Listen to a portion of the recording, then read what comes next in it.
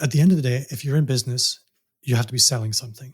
And I find a lot of people find it really difficult to work out where people are comfortable with pricing. So if I said to you, Junaid, what's your budget? Your initial reaction to me would be, I don't know if I have one. I don't want to tell you. So I have a little bit of a hack for working past this. I hope none of my clients are listening. So what I'll normally say is, the price that working with me, it normally ranges between this and this. And my feeling for you is you're probably going to be around this point. And then I'll ask them, how do you feel about that?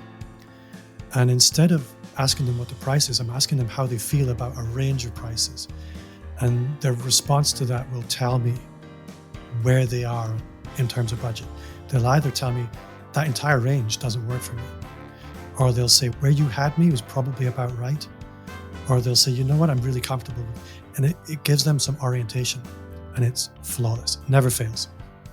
Thank you for tuning in to Hacks and Hobbies with your host, Junaid. We're visited by our amazing guests coming from all walks of life. We want to learn their story, their struggles, and their journey on how they got to where they are today. So stick around. In this episode, we got to speak with Bob Gentle. Bob has worked in the field of digital marketing for nearly 20 years, for most of that time running his own agency. He now works with a handful of corporate clients, but focuses on helping personal brand entrepreneurs fine-tune their product or business model, then find and build an audience online and compete against larger businesses with deeper pockets. He does this through niche personal brand agency services, speaking, consulting, and workshops, as well as group-based or one-on-one programs of hybrid coaching, consulting, and training. Alongside this, he hosts the Personal Brand Entrepreneur Show. Rated in the global top 2% of all podcasts. Listenotes, Bob interviews trailblazing creators, niche influencers, consultants, and business owners. While the podcast scratches the curiosity itch for Bob, it also fuels and shapes his client work, keeping him very current and connected to what's working right now.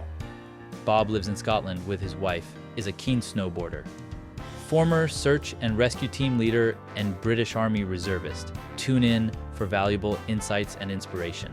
Bob, thank you so much for coming on to the podcast. It is my absolute pleasure. It's my favorite thing to do. Thanks for inviting me. Yes, it's my favorite thing to do as well, to be guesting on podcasts and talking to my awesome friends. Let's go back to the beginning, not too far back, but what got you started and what enabled you to be in the space that you are today? So my business is an absolute privilege. I get to help people build, market, and monetize their personal brands. And it's a bit of a mouthful, but it's essentially, I help people identify what is their zone of genius and then spend as much time as possible in that. So your question was how I got into it? Yes, sir. It's a very long path. The simplest answer was, for me, it was a natural consequence of a large and long sequence of events. Specializing in this one thing has really only been in the last 5 years. Prior to that, I ran a more broad digital agency. And prior to that, I was waiting for my thing. Once the internet came along, that's when I discovered my passion and my vocation. So that's the short answer to the question. I could go much deeper, and we'll probably do that later. That's really cool. It's almost like you solved your problem, right? And then you stepped into it. And the more you saw those appear, you saw the solution. Okay, this is something that I want to do. And then you went deeper into it. And I think a lot of the stories, origin stories, start from there too. Yeah. If to go back a little bit further, I was always working around tech and technology because, so my dad, he's in his mid-70s now. He was one of the first computer programmers. He showed me his university work And bearing in mind, this would have been in the 1950s.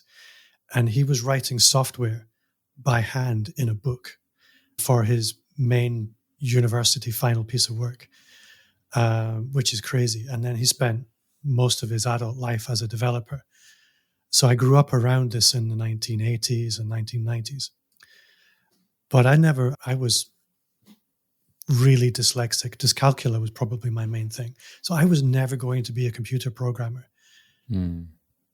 And then when the web came along, finally, there was my place. I was a creative and a technical creative. And so for me, it was a huge relief. My teens and my early 20s, I was just waiting for the internet, really. I was just goofing off. Man, that's really powerful. And it's very important to goof off, right? Because you learn the intricacies of the internet. You learn all of the things that make it tick, that make it work. You find the loopholes, you find what's breaking and how to fix it. And to tell you the truth, you have to goof around if that's something that you want to become an expert in. Literally, woodworkers are goofing around with saws and materials before, hey, this is how you put this stuff together, because you got to learn. Yeah, it's how we've trained craftsmen for generations, that you start off as an apprentice. That's the goofing off stage. Yeah, you have to work hard sometimes, but there's a lot of goofing off. Then you're a journeyman. You've got to just practice your craft for a long time, traveling around. And then you become a master craftsman. And that takes probably 20 years. So yeah, I liken it to that as well. I've always been very aware of this whole idea of the archetypal hero's journey. It's never complete. It's never finished. You're never finished. And for me, I build that into my work with clients as well, which is, it's getting a little bit metaphysical. But yeah, I identify very strongly with that. I love that so much.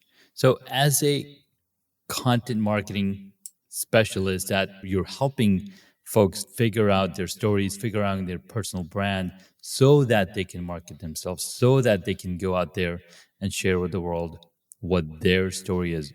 What are some of the first things that you ask, let's say, your potential clients? The first thing I ask will simply be, what is it that sparks joy?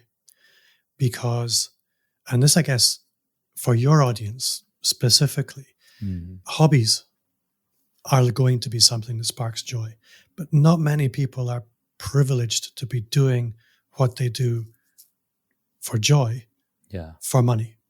A lot of people have stumbled into their careers professionally because it made money initially. And so what I like to do is, let's start with, okay, within all of the things you do for money, what sparks joy? Because, and this is something I became very aware of at one point in my life.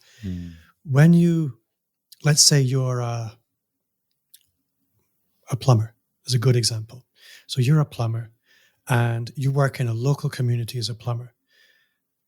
You have to do everything people ask you to do as a plumber. You don't get to choose because you don't have big enough audience to really specialize.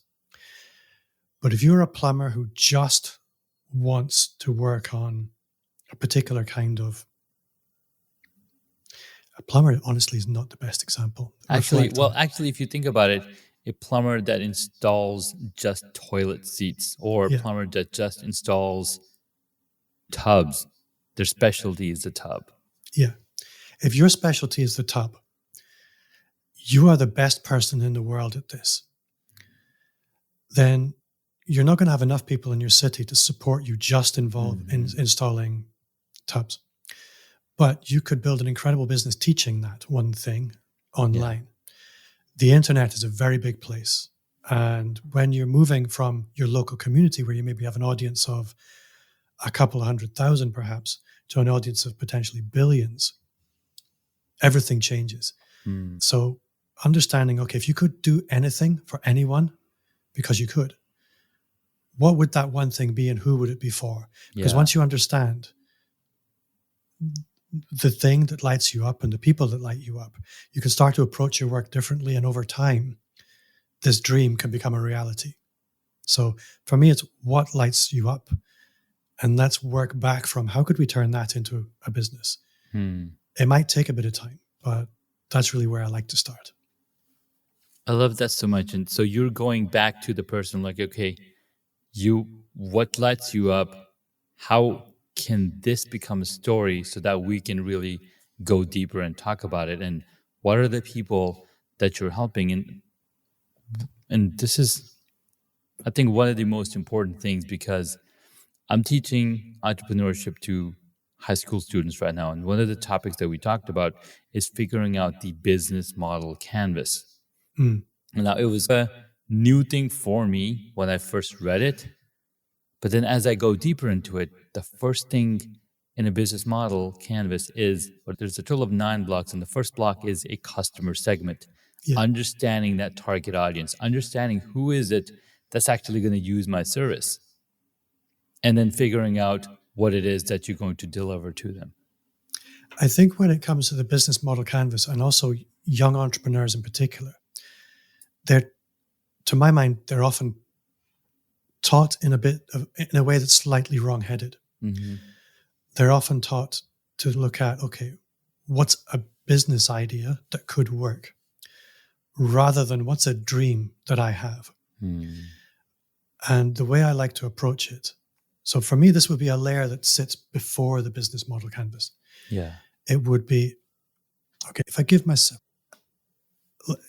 here's a way to think about it. I'm going to tell you how to build a time machine. So the first question is, where do you want it to go? And this is how you build a time machine. It starts with a dream, and that needs a little bit of fantasy. You get to play. There are no holds barred. We can then establish from that dream a vision. From that vision, we can then look at projects. From those projects, we can look at tasks, and from those tasks, we then have daily actions. That's how you build a time machine. That then needs to be poured into the business model canvas, because this is going to be the machine of your business. But the destination, the GPS coordinates for this fantasy, they need to be set as well. Because the truth is, you can do anything you want if you just properly line up all the components in this time machine. It's not rocket science. You're so true. And in fact, one of the projects, or one of the dreams of one of the students, is to build a time machine, or a watch that acts as a time machine, and you can literally open a portal and step into a new space. It's pretty interesting. Like, the creative ideas that are coming out of the class is really fascinating. So as we go into understanding what it is that is our heart desire, and how we can build on that desire, on that dream, the rest of the marketing structure for that personal brand. Let's go to the next step. So let's just look at some really practical things. For me, I'll maybe start with what's my interpretation of personal brand. Because everybody has a kind of slightly different approach to this. So people will be familiar with the idea of a brand is what people say about you when you're not in the room. This is one of the classic definitions. And a personal brand is exactly the same. Everybody has one. There's saying I have a personal brand. Everybody has a personal brand. It's just how intentional are you about the amplification and the nuancing of what's being transmitted. So let's just take it as a foundation. Everybody has a personal brand. If we want to be intentional about cultivating it, so you're sending a very specific message and then transmitting that message at scale, we're going to need some vectors for that message to go out. And for me, you mentioned content and content marketing. Content marketing is simply showing up where people are. And in my world, that's online, because online, we can scale up our message. So first of all, we need to look at, okay, what content formats are we going to look at? Is it going to be written? Is it going to be video? Is it going to be audio? Podcast, video, for me, the main platform is going to be YouTube. We can maybe come to why later on. Sure. And the main platform for audio is going to be audio podcast. So we've got that as a given. We now know, okay, we need to go out on these platforms. For me, video is always going to be the most potent because there's some interesting neurology happening with video. We're talking about personal branding, and a personal brand essentially requires me to exist in your mind. And when you see me on video, that's creating neural pathways in your brain. If you see me repeatedly on video, I'm starting to burn myself into your brain. To be quite crude, this is a brand. I'm branding your brain. So repeatedly showing up in somebody else's world in video is a powerful thing. And I don't know, you must have met some people who were famous to you, I'm guessing. You didn't know who they were. No, they didn't know who you were, but you knew them. Yes. You had a powerful relationship with them. They didn't know who you are. This is a really weird experience when you have it. And people experience that with celebrities all the time because they're watching these celebrities on television and movies and shows. Yeah. So what they've done is they've created a parasocial relationship with you. It's one-sided. And anybody can cultivate this through repeatedly appearing for other people. That we're talking about being like super famous, but you can also be micro famous for your ideal client. So I'm rolling ahead a little bit. I like it. So we now know, okay, we need to show up in other people's lives. We're then looking at content strategy. And there's a couple of aspects to this. The first one is, okay, what are you going to talk about? The mistake most people make is they just go for the low-hanging fruit and they create content instinctively. So if you were, let's say, that plumber again, you just create videos about hot tubs. Nobody cares because they don't care until they care. And additionally, if you think about any celebrity you're really into, so for me, we'll take somebody like Pat Flynn, who I know you and I both know. I know what Pat does for fun. I know what his kids look like. I know where he goes on vacation. I know what books he reads. I know what movies he watches because I'm into Pat and he shares that stuff. So Pat exists for me in 3 dimensions in my mind. Unconsciously, I know Pat really well. Whereas if you take somebody else who maybe does similar things, but all they ever do is post about work, they exist one-dimensional. And you can't create the same depth of unconscious relationship. Are you there? There's people like Pat Flynn who are very intentional about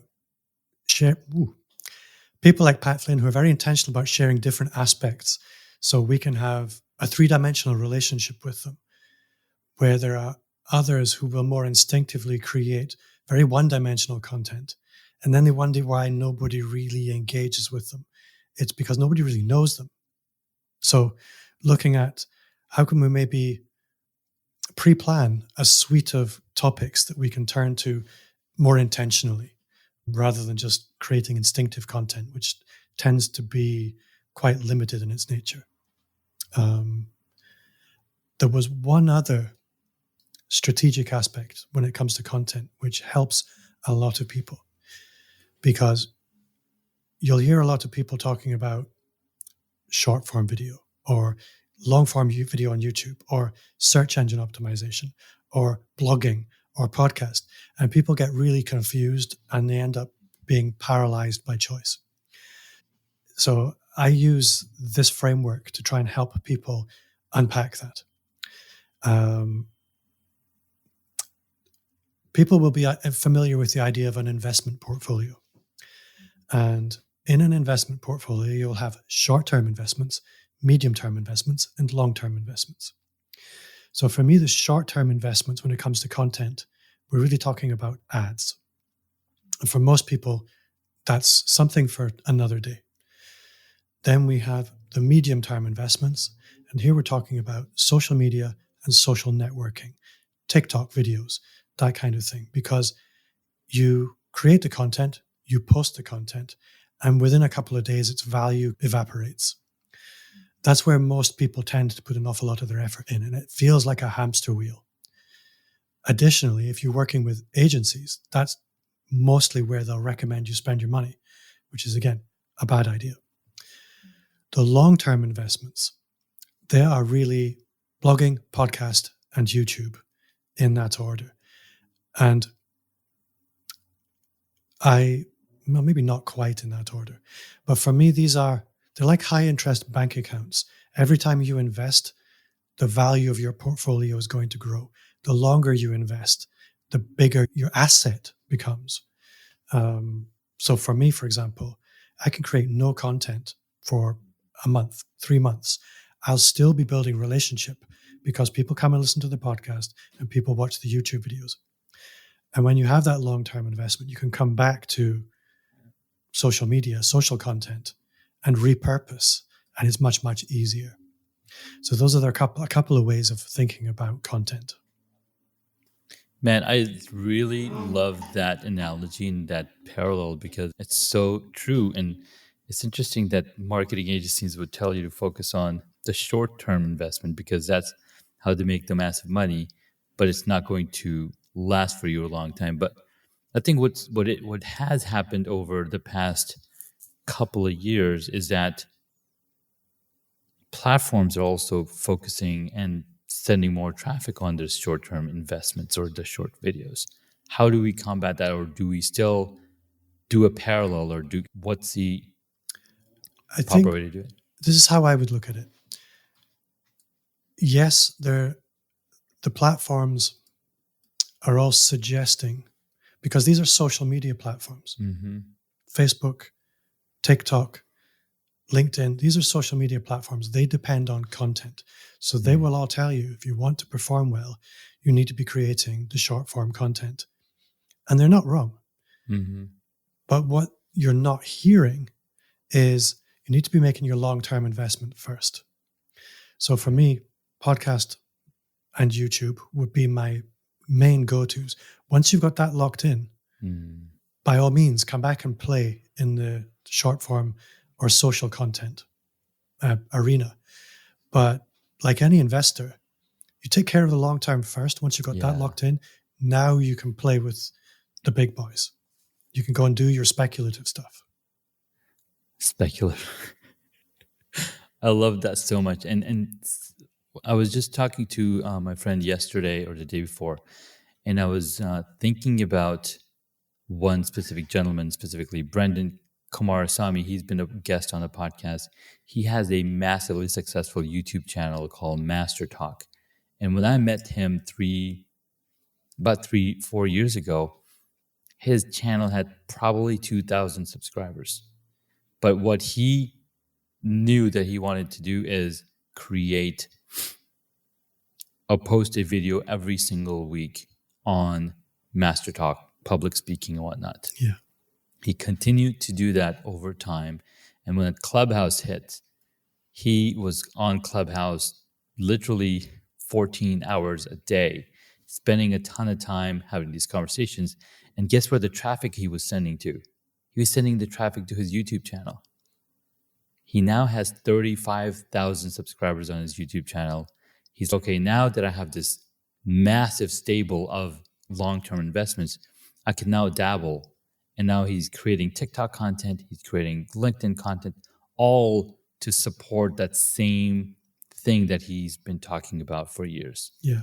And a lot of that will actually be repurposing his long-term, long-form content. I think once you have that, you can quite easily repurpose it. Yeah. But yeah, that's a smart investor. Very smart investor. And goes to show he, instead of doing athletics in college, he instead opted for being a debater. So he would talk with other people and learn public speaking and spent 100 plus hours in just speaking. And that's why he's such a great speaker. So thank you for giving the formula and giving the analogy. And then now we have an example that he's actually applied that formula. And now he runs a business where he's coaching other CEOs. And he's not even in his 30s yet. And what he gets to enjoy is that he could go away for 6 months. His audience are still consuming his content. Yes. The problem with things like TikTok and Clubhouse is the moment you stop creating content, the algorithm will stop distributing it. Yeah. And so you have no audience. And I think that's the beautiful part about blogs and YouTube video content, is because they're designed as a content first platform as opposed to engagement first platform. Yeah. All right, Bob, this has been so much fun. I understand from so many different perspectives what and how important content marketing is. Let's say somebody's creating a brand new brand. They have an idea that they want to move forth with, and they want to create this product or create this book. What is the first thing that they should be looking about? They know that they need to do long-term investment, but how do they go about implementing that for their product? I think the truth is most people probably know what to do. The barriers are often not what to do, but how can I make myself do it? Sure. Because as soon as you start talking about content, and particularly video content, and you'll remember this from when it was new to you. Yeah. As soon as you reach for that record button, all the demons pile in. People might not like it. Oh, I'm going to look unprofessional. There's all kinds of mental blocks to get through. Imposter syndrome, comparison. So one piece of advice that I would offer is when fear starts to come in and you start to second guess yourself, fear shrinks in the light. So give yourself a moment, step back and think specifically, what am I scared of? What is it specifically? And as soon as you can get specific, it's like this kid's picture of the kid sees a monster in the bedroom, but what they realize is that it's just a little bug with a big light behind it. Yeah. And as soon as you can get specific, you realize actually this is irrational. Yeah.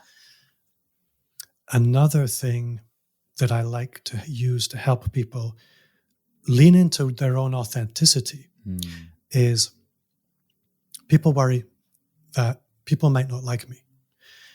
And I want to tell you that's absolutely true.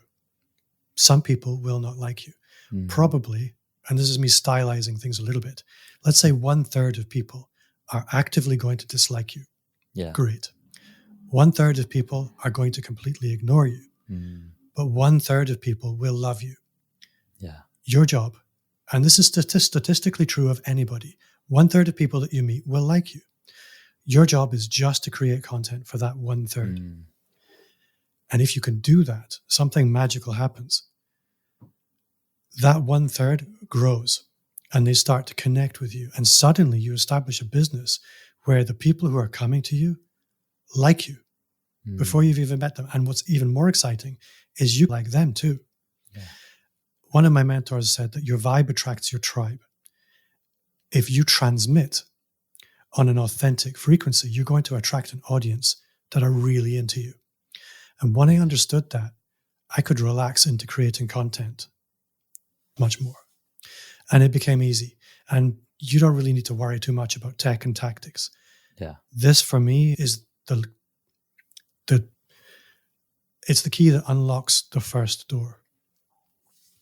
There was another little mental framework that really helped.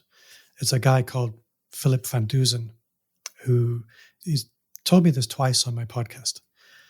And he said that if you want to be good at anything, and he was using particularly video content because he also has a big YouTube channel. He said it's a lot like learning to play tennis. If you want to be a good tennis player, you can buy great tennis shoes, you can watch the best tennis players, you can read the best books, you can hire the best coaches. But until you start playing tennis, you can never get great at playing tennis. Yes. The price of getting good at playing tennis is sucking at tennis first. Yeah. So you have to be really enthusiastic about being bad at something before you can get good at it. So leave your ego at the door. You've got to get the reps in. Amen. Amen. And you're so right. You're going to suck at everything when you first get started. You look at little kids. I have a 1-year-old, right? And just a few months ago, he didn't know how to walk. Now he's running everywhere, right? With his hands out, he's running. But at first, he sucked at it. But now he can walk, he can run, do all sorts of things. And same. I was going to say, I'll tell you one more story. Yeah. Because you're exactly right. And to build on that, I was teaching a workshop and we were talking about content marketing, and then we turned to video specifically. And there was a group, this was in person, and there was a group of about 12 people sitting around a big conference room table. And one woman sat up and she said, oh, and she was an accountant. Mm-hmm. She said, there's this other accountant and he's making these videos and they're terrible. Mm-hmm. And I thought, stop, because I knew who she was talking about, because everybody was a local business around the table. Yeah. And I said, okay, around the room, who else knows who she's talking about? Everybody was nodding their heads. Mm-hmm. So I said, other than this accountant in the room and your own accountant, because they were all business owners, mm-hmm. how many other accountants do you know that created content? This other accountant that was making the videos was the only accountant they all recognized, other than the one in the room and the one they were already paying. So this guy had been winning with his terrible videos, because I acknowledge they weren't great, but he was existing in the mind of other people. He was building trust with 1/3 of the people who saw that video that would like him, and his business was thriving. Mm-hmm. So I think that for me is the perfect example of, even when you're in the sucking stage, you can still be winning. Amen. Amen. Because you're failed when you have not taken any shot, and this guy was taking a lot of shots. And some of the things that you'll see businesses do, like for example, everybody knows this new company that's on the verge of just being really huge. And you've probably seen the ads. I'm not going to say the name of it. You've probably seen the ads, and you can you get free products from them. And the kids at my school, they're like, oh my God, I got 5 free things from there. I'm like, you got 5 things from there, but guess what they got from you? You are marketing for them right this minute. Yeah. But they don't understand that, because they're still growing and understanding. But this company has literally destroyed all of the ad spaces that you see as you're scrolling through your browser, scrolling through social media, scrolling through literally anywhere. And they have really good copy. Their ads are really good as well. And they're exactly doing the same thing. They're now existing in our minds. Yeah. Bonus point for somebody who's going to comment on the video below. Talk about who we are talking about. I think because I'm in the UK, I may be not being targeted by them. Because usually I have my finger on the pulse of who people are talking about, but I have no idea. I will be reading the comments. Awesome. Bob, this has been an amazing conversation. I've learned so much that I can immediately start implementing and start strategizing to make sure that I'm doing that long-term investment, so that I am existing in my clients' minds before they even have a chance to chat with me. Let's take a quick break. And when you get back, you can share 3 valuable hacks or tips for superpreneurs listeners can immediately implement or integrate into their ventures. Are you ready to amplify your business? SPI Pro is your gateway to elevate your entrepreneurial journey, offering cutting-edge education, immersive training, and interactive collaborations. Whether you're just starting out or you're a seasoned pro, SPI Pro is the community for you, providing you access to professional networking and advice to accelerate your growth. To join, head on over to hacksandhobbies.com/SPI Pro. Join SPI Pro and transform your unique journey into a success story. Again, head on over to hacksandhobbies.com/SPI Pro. Hey guys, welcome back. We've been talking with Bob Gentle here on the podcast. Super excited and really love the conversation around content marketing, around existing in the client's mind. And even if you're creating bad content, guess what? You are memorable because people will remember you. And guess what you're doing? You're putting in the reps to get better at it. And Bob has 3 more hacks for us to implement. Take it away, Bob. I'm going to try and go through these quite quickly. So, at the end of the day, if you're in business, you have to be selling something. And I find a lot of people find it really difficult to work out where people are comfortable with pricing. So if I said to you, Junaid, what's your budget? Your initial reaction to me would be, I don't know if I have one. I don't want to tell you. So I have a little bit of a hack for working past this. And I hope none of my clients are listening. So what I'll normally say is the price that working with me, it normally ranges between this and this. And my feeling for you is you're probably going to be around this point. And then I'll ask them, how do you feel about that? And instead of asking them what the price is, I'm asking them how they feel about a range of prices. And their response to that will tell me where they are in terms of budget. They'll either tell me that entire range doesn't work for me, or they'll say where you had me was probably about right, or they'll say, you know what, I'm really comfortable with. And it gives them some orientation, and it's flawless, never fails. So that's number one, and it feels easier for everybody. Number two is a lot of people feel like they're not very creative, and they struggle with idea generation. So what I have found is that ideas, and especially big ideas, if you're working on a business or you're working on a big creative project like a book or even a simple content plan, we're all told we need to be digital, we need to be electronic, but that doesn't work very well. Big ideas need space. They need a physical space, because every time you walk past it, your unconscious is triggered and you'll probably add to that idea. So I love sticky notes and I love walls. Give big ideas time and give them space, and you'll find that they emerge over time. Whenever you watch an artist or a sculptor, they always have sketches, and those sketches grow out. You're exactly the same. Use the same tool. Give an idea space, and you'll be amazed how it grows. It doesn't work electronically. The third one is everybody wants to be a little bit luckier. And I used to think, how am I always so lucky? And here's the thing. We have this thing in our brain called the reticular activating system. And what you'll find is the more you prepare for opportunities, the more the unconscious brain will start to show them to you. And let's say you wanted to be a speaker. If you've got your bio all written and you've got your talk outline all prepared, your unconscious brain is going to show you the opportunities more often. If you want to sell something, if you make sure you've got a really clear product description, you've got the pricing all locked in, and you know who it's for, you'll see that person more often. Junaid, you've got a young kid, so you'll be familiar with, you go into the store to buy the stroller. Mm-hmm. You think it's unique. You walk out to the store with the stroller and you start seeing them everywhere. Yes. That part of the brain also works for opportunities in the reverse. So if you're prepared for an opportunity, your unconscious brain knows what that looks like. It will start surfacing them when you need them. Some people might call that manifesting, but this is basic psychology. When you understand it, you can essentially design your luck. What do you want to be lucky for? Get ready for it.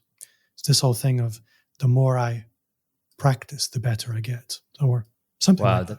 That's really interesting, because my son was actually telling me, why are we seeing this car all the time? Well, you've been thinking about it and you'll notice it more than anything else. And don't mention the blue elephant. And then guess what? Everybody's looking at the blue elephant. Yeah. And not paying attention to the bear. There's a networking tactic that I train clients in, which is called the Dream 100, where you make a list of 100 people, and it doesn't have to be 100. It could be 20. Sure. 100 people who, if you knew them and they knew you, it could change your life. By putting them on a list, you're telling the unconscious brain, these people matter to me in a very special way. And if you inject just a small amount of intentionality alongside that, saying, I'm going to connect with one of them on LinkedIn this week, over time, the compound effect of the unconscious brain, the reticular activating system, and a small amount of intentionality, it can have a ridiculously powerful effect. So that's a really great hack, because even though it's not a hack, but I have a note on my desktop that says, I'm going to send a custom email to every person that was a guest on my podcast. It is very broad. It's not very specific. But if I have a list of people, then I'm more inclined to contact them and have that ask or have that question for them. Even what you have there with the instruction, again, it's an unconscious prompt because it's in your physical environment. It's your unconscious is working on it, and that's why your attention is drawn to it now, and you think maybe this should be a list. Yeah. So it evolves over time. So if I had given it physical space, I would be able to then put the names down of the people all around it. Here's the people I want to talk to. This is what they're going in. And it's really interesting because I see these guests on my feeds, on my different social media platform, because, well, that was a guest on my podcast. That was a guest on my podcast. Let me go reach out to them and have that conversation. I love it. All right, Bob, let's jump into the last segment of the podcast, rapid fire questions. Number 1, what is the one hobby that you wish you got into? In the spirit of what we were talking about a minute ago, where if you want to get good at anything, you have to suck first. Actually, in preparing for this interview, I thought about this a little bit because I haven't ever thought about that. And really, I wish I'd really lent into being an artist, even though I would probably have sucked for a while. I would be great at it now. And I am thinking now, I should really bet on myself with this and make a start on it, even though I'm going to suck, because I love self-expression. I'm not a theater guy. I'm never going to be standing up on stage waving my hands. Sure. But I'm a very visual person, and I would love to be able to properly express myself. I love that so much. One of the guests that I had on the podcast, he's a mural artist. So he'll design and paint these massive murals that are 100 feet tall. And I'm just in awe every time I see them because how realistic they look. It's amazing. No, that's a skill I really admire. Yeah. All right, next up. What did you want to be when you were a child? So when I was a kid, there was no internet. The world was a very small place, and I lived in the countryside. And when I watched TV, there were 3 channels. And I loved watching old black and white movies. So it was pirates and adventure and all kinds of stuff. And I also loved science fiction. And I remember for my birthday one year, I got a book of science fiction illustrations from the 1940s, 50s, and 60s. And I was mesmerized. So the simple answer to your question is I wanted to be a space ninja pirate, but it wasn't possible.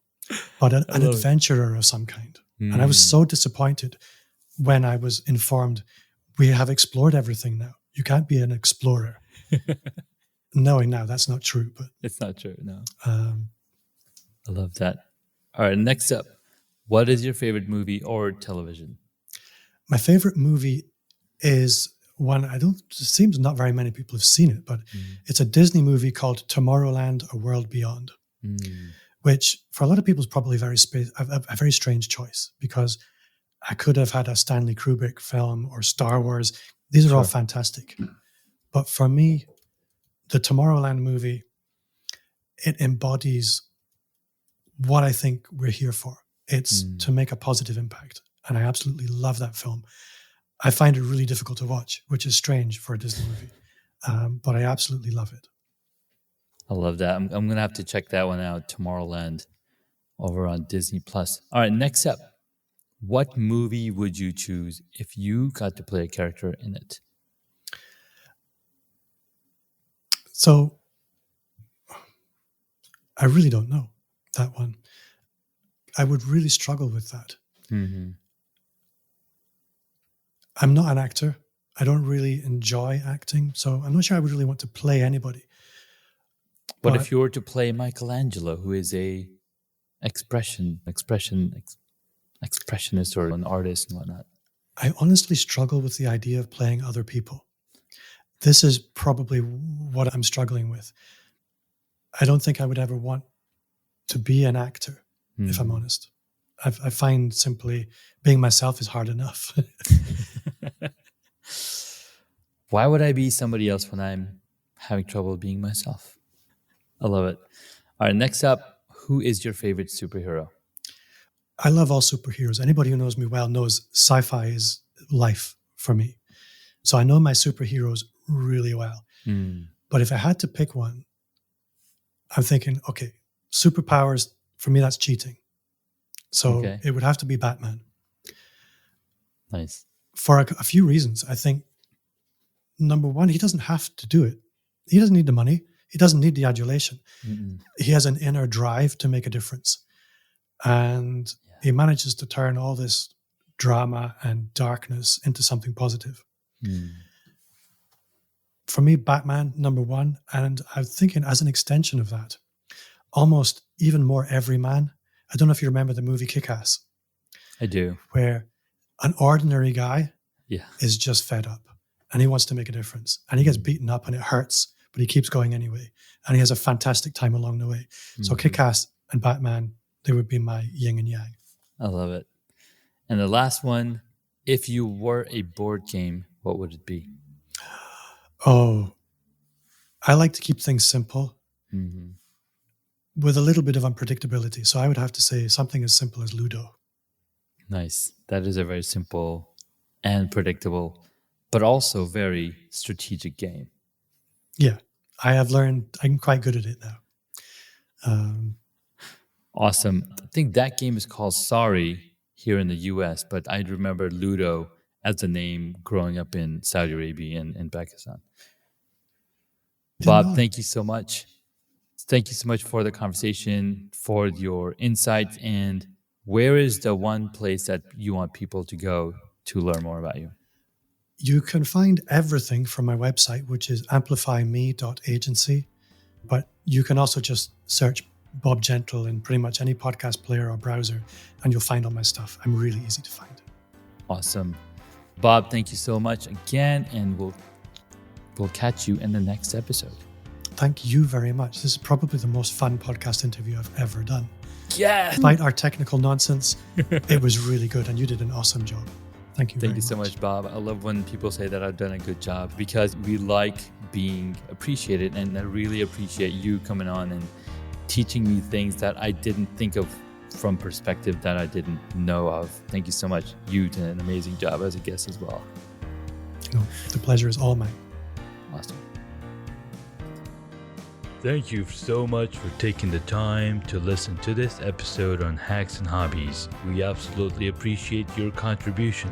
You can find additional notes on hacksandhobbies.com. Please share the podcast with your friends and tell them what you learned about our guest today.